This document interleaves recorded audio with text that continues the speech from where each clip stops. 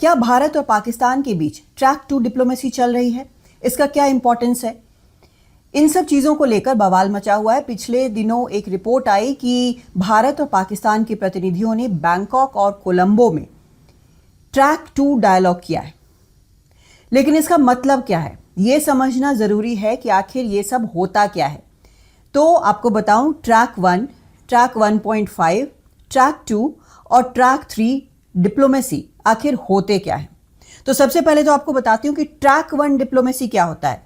ये पूरी तरह से फॉर्मल सरकार टू सरकार डिप्लोमेसी है, निगोशिएशन है। इसमें सरकार के ही प्रतिनिधि आमने सामने बैठते हैं, बातचीत करते हैं, जो समझौते हैं, जो नियम हैं, उनसे ये बंधा होता है और ये जो है हेड्स ऑफ स्टेट्स के बीच में आमतौर पर होता है। तो ये बिल्कुल फॉर्मल फॉर्मेट होता है।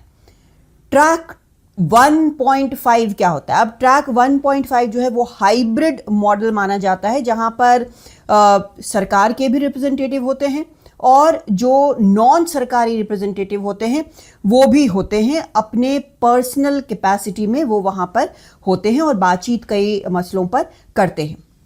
ट्रैक 2 क्या होता है? ट्रैक 2 जो है वो पूरी तरह से अनऑफिशियल होता है। यहाँ पर जो भी एक्सपर्ट्स होते हैं वो या तो एकेडमिक होते हैं या फिर वो पूर्व डिप्लोमैट होते हैं या थिंक टैंक से जुड़े होते हैं, जर्नलिस्ट होते हैं।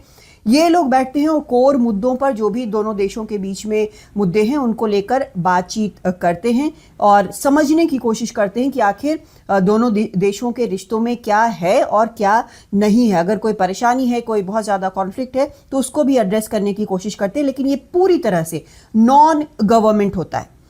ट्रैक 3 क्या होता है? ये होता है बिजनेस के जरिए, बिजनेस, कॉमर्स, इन सब के जरिए कोशिश ये कि एक बेहतर रिश्ता जो है उसके जरिए उभर कर सामने आए। तो कुल मिलाकर इस तरह की बातचीत होती रहती है।